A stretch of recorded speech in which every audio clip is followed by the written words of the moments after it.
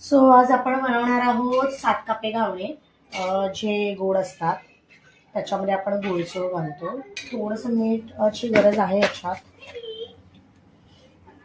So हे बघा, हे असं गुळचूळ केलेलं आहे ज्याच्यामध्ये खोबरं म्हणजे ओला नारळ, गूळ आणि थोडीशी वेलची पावडर. तुम्हाला हवं असेल तर तुम्ही थोडंसं जायफळ पण त्याच्यात किसू शकता, पण गरज नाही आहे तशी. सो हे आपण आता भिडं ठेवलंय. भिड्याला आपण छान तेल लावूया. जसं भिड्याला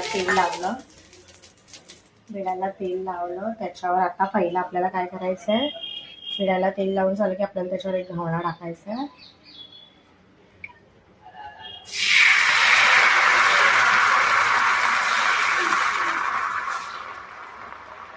घावणा टाकायचं आणि आपण थोडं काढते. हा घावणा जो झाला आहे तो आता आपल्याला परतून घ्यायचा आहे. सो तो परतायचा दाखवते मी तुम्हाला. हे बघा, हा असा परतला. त्याची कडा अशी लूज करून घ्यायची. कडा अशी बाजूने काढून घ्यायची. आपल्याला परतायला तो लगेच इझिली जमतो. हा घावणा असा परतायचा. ठीक आहे. ह्याच्या आपण एका साईडला आता हे टाकायचं जे आपण गोळचूळ केलंय ना, हे असं एका साईडला आपण टाकून घ्यायचं.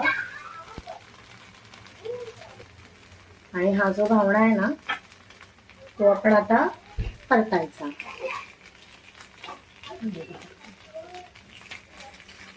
असा परतला आणि मग आपण काय करायचं, आता आपल्याला 7 कापे करायचे. मी 7 काप्याचा नाही करत आहे, 3-4 काप्याचाच तो खूप हेवी होतो. मग मी 7 काप्याचा नाही करत आहे, मी शक्यतो 3-4 काप्याचा करते.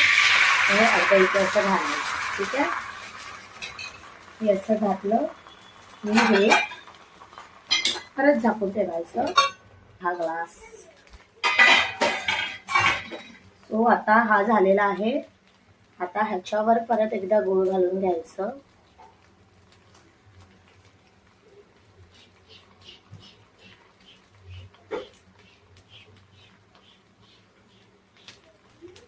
छान गूळ घातलं. आता ही जी साईड आपण मगाशी परतलेली ती आता आपल्याला परत त्या साईडला परतायची.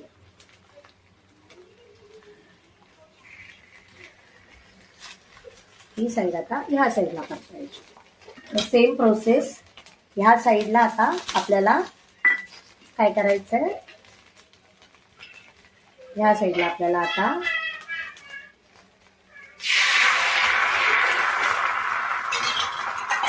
हे झाकून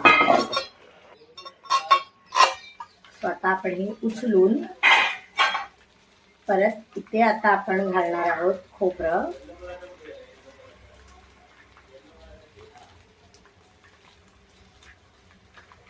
हा 3-4 काप्याचाच खूप हेवी होतो. 7 काप्याचा खाऊ शकता तुम्ही करून.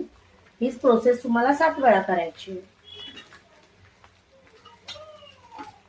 तुम्ही एकदा करून बघा आणि खाऊन बघा, तुम्हाला कळेल तो किती टेस्टी आहे तो. हा बघा, तुम्ही आता बघू शकता हे मी जे 3 कापे तो किती हेवी झालाय. तसंच करते आता, कारण की कसं आहे तो भरपूर मग तो जाड होईल आणि तो उचलताना मग आमचं भिडं एवढं मोठं नाहीये फार. तो अशा प्रकारे हा घावणा झालेला आहे. ह्याला बोलतात 7 काप्याचा घावणा. सो आपला हा 7 काप्याचा घावणा आहे, हा तयार झालेला आहे. हा तुम्ही करून बघा, खाऊन बघा, तुम्हाला फार आवडेल. त्याच्यात जे सारण असतं म्हणजे छानच मोदक खाल्ल्याचा फील येईल तुम्हाला. तुम्ही करून बघा, खाऊन बघा, तुम्हाला नक्की आवडेल.